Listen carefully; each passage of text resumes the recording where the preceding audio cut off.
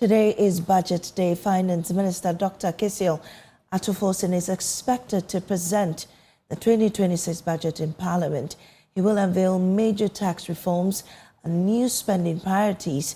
The presentation will also focus on restructuring the VAT system, creating jobs, and strengthening key government programs.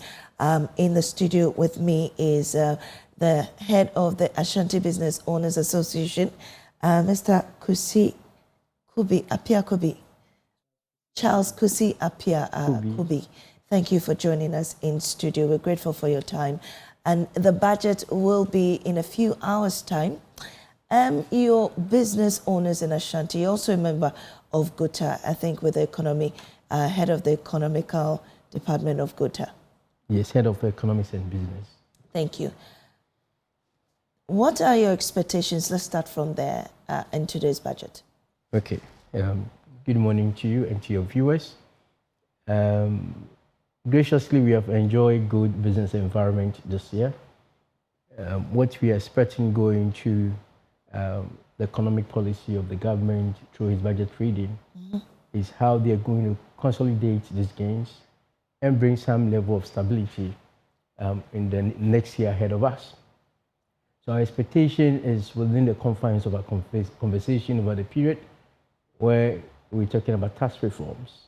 Over the periods, we have been crying out about the structure and administration of the tax system, especially with the VAT, how it has been collapsing businesses, how it's not market responsive, how it's not encouraging compliance, how it's depleting working capitals, and how it's also defiling the basic principle of taxation, fairness, equity, and flexibility.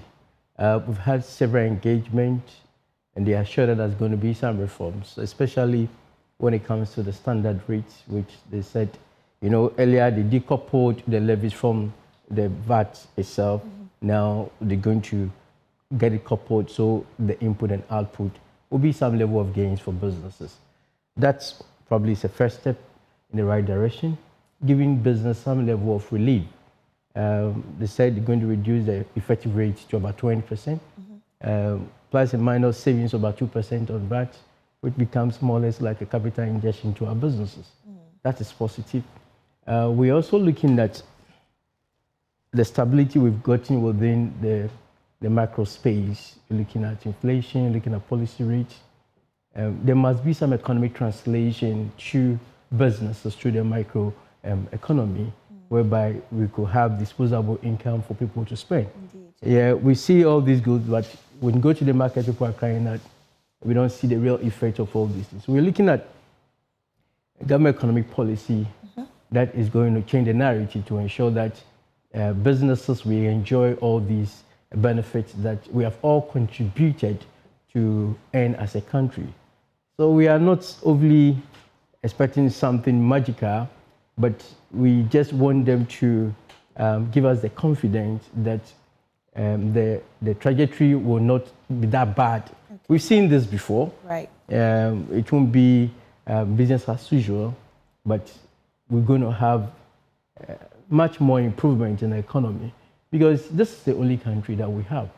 And you saw what happened when the military were recruiting. The work stadiums. Yes. If businesses are well empowered, they are supported, and there are policy interventions to support business growth, we will not see this because we will have the capacity to employ these teaming youths, right, and help the country to grow. When we are growing, it also reduces the pressure on government to looking at where do I raise my next capital for capital expenditure, because we are giving enough support so far as taxes is concerned.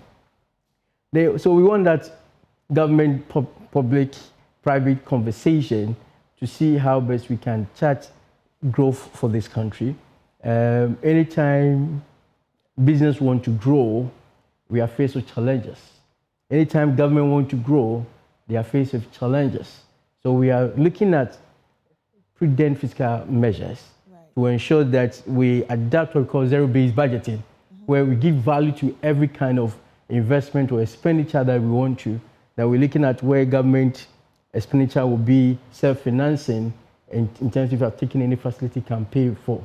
So we call for what you call the public-private partnership, Right.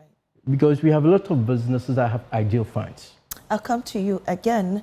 Let me go to the Upper West region where Rafiq Salam is and has been interacting with some people on their expectation of the budget. Rafiq.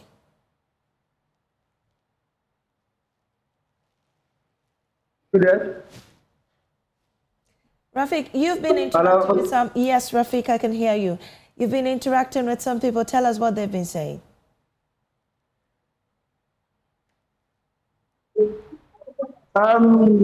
Today actually is World Market Day, and you can see that the market is full, corrupted, a lot of business is ongoing, and then they have put the budget, and for them, they are really happy with the decrease in fuel prices. But what they are also hoping to get is to have in the country. I spoke to some people who are selling second-hand clothes, and they told me that yes, the fares for them, it's really not the best. When they put their goods from Accra or Kumasi to Wa, they are charging them exorbitantly. And so they are calling on the government to look at this issue of fares and also their goods. Another issue of concern has to do with employment. And so they really want the government to take the issue of employment as seriously, because there are a lot of young guys who are roaming and then who are unemployed. So they want the government to take a look at this issue. Rafiq, I understand you also have some people around you. Can we hear what they're saying?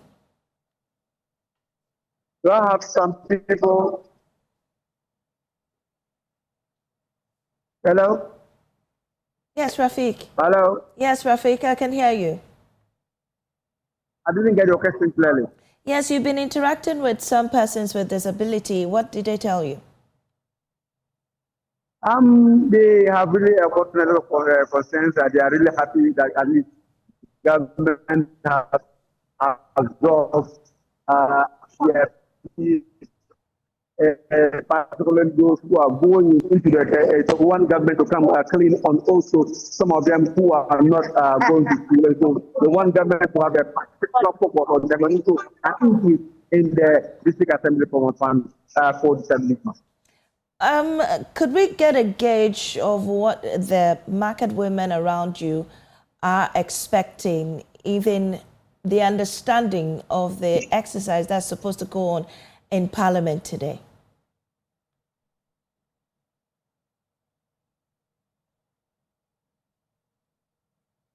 I tried to speak to a majority of them. They still told me that what they want is that they want a decrease in the number of, they want the decrease in terms of what fuel prices, so that they are going to be.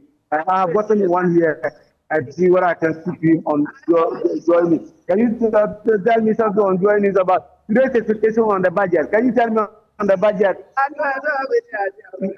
She told me that she doesn't have any idea of the budget and she would not like to speak to us. So that's really the view of the market women here. And they are really happy that at least the budget is coming on. But they will want that the critical things, the major challenges that are facing in this market, which has to do with prices of their wares, to be reduced. Right, thank you very much, Rafiq Salam. Also joining us is Joseph Achu Homaji. He's president of the Ghana Federation of Disability Organizations. We're grateful for your time, Mr. Joseph at Homaji. And tell me, I mean, in times like this, what do you look forward to hear from the Finance Minister? Yeah, good morning to your viewers, Mamiesi, and thank you very much for the opportunity. Before I make any comment, on behalf of Ghana Federation of Disability Organizations, I want to wish the families who lost their daughters, condolences. There's our expectation of the budget. Again, let me thank the President and the government for implementing the disability, the policy intervention for free tertiary education for students with disabilities. We are expecting that the budget will cater for the implementation of this policy, enough budget will be allocated for the implementation of this policy. Again, on the 24th of October this year, when the president launched the free tertiary education for persons with disabilities, the president made a number of pledges that there must be 5% quota for employment for persons with disability in both public and private sector. We also expect that the budgetary allocation will be made available to cater for this promise. So that, because if there is no budget, then this promise cannot be catered for. The president also made a promise of making the fund available to cater for women with disability in terms of entrepreneurship. We also expect that the budget will cater for this. We also expect that the budget, there will be enough budget allocation for implementation of inclusive education policy, which will cater for the needs of persons with disability, for that matter, children with special needs. Because we need a lot of budgetary allocation for this sector, so that we can have effective implementation of this policy. Then we also expect that the president also pledged that there will be an increment in the common fund, disability common fund, from 3% to 5%. This also requires budgetary allocation. So we also expect that the finance minister will talk about that and increase budgetary allocation to cater for this component, so that it will enhance the poverty alleviation for persons with disability at the local level. It's very, very important. So, and again, the president also made a pledge on that very day about the reenactment of the disability law. The disability law also requires some financial requirements to be able to cater for the needs and to be able to cater for the implementation of this policy effectively. Then the president was talking about accessibility of persons with disability as far as the infrastructure is concerned. All these things requires funds. So we expect that the finance minister will make budgetary allocation to cater for some of these things to promote the welfare and the well-being of persons with disability in this country. Because if the budgetary allocation is not there, then all these policies, the policy statement the president made will just be a mere mention of the policy. So we want to plead with the finance minister, and again, our expectation is that the finance minister will make conscious effort to make budgetary allocation very, very adequate to cater for all these pledges and the promises the president made, so that it will come to fruition to benefit persons with disability in this country. Right. Thank you very much, Joseph Achu-Homaji, for that. And let me come back to the studio. Charles Kusi Apiakobi. Yeah, so let's get a feel of how business owners are faring in current circumstances in the economy. At least inflation figures have appreciated, doing much better according to the statistical service. Inflation has really decreased. Decreased, yes. What I mean is that. Yeah. And also the bit about the currency stability. Yes. How is business? Okay, so thank you once again. Business has performed fairly good this year. Why am I saying so? Looking at where we are coming from, where inflation was high over the roofs, where forest highs were depleting our working capital, where there was not that kind of sustainability of businesses, and you cannot predict what the next move you have to take as businesses. And the far we have traveled, where we've seen some level of stability, year to date, I think CD has outperformed the dollar by almost 37 to 38%. That to us is like capital ring fencing, because we have lost this to forest highs, but it's been a gain to us. That, of course, will reduce our rate of borrowing. Okay. Because when there's forest highs and there's capital depletion, you need to borrow to show up the difference. So that has reduced our cost of borrowing by at least 38%. 38%? Yes, by correlation of how the city have gained strength. And you juxtapose it to why we are also recording single inflation, because when forest is down, it means cost of importing also comes down, and it also affects inflation. So this plus and minus has also influenced policy rates. Previously, we're getting loans from the banks between the age of 30 to 35. Now we're doing averagely 25%. That's also some savings for businesses. Right. Yeah, so this kind of stability has brought some level of confidence and assurance that the future is bright. That's why we are calling for sustainability, what we call a consolidation of the gains. So that, yes, we want to see growth, we want to see the big push, we want to see the 24-hour economy running, we want to see Women's World Bank, but government have to be disciplined in terms of expenditure so that we do not throw our hands in despair when we get to the crossroad. But business has been good. Business has been good, but one interesting question that the everyday Ghanaian always asks, that despite the stability, prices are maintained at high, high prices are still maintained. It's not being reduced. It's not the case. And of course, across various sectors, we've seen some level of price reduction. It might not correspond to the gains the microeconomy have given to us. Yes. Yes. But you can also attest to the fact that the rate at which price of items would have increased have really slowed down. Is the price of kinky or the price of bread. The prices of kinky are still maintained at that price, 7 cedis. These are isolated price or commodities you can look at. But when you go to the market where we're buying maybe 50 kg of rice around 1,000 cedis, and now you are buying it less than even 300 Ghana cedis, that shows the quantum of reduction in terms of prices. So there's been some kind of respite to consumers in terms of prices, and that is also has affected sales because people were earlier buying out of panic.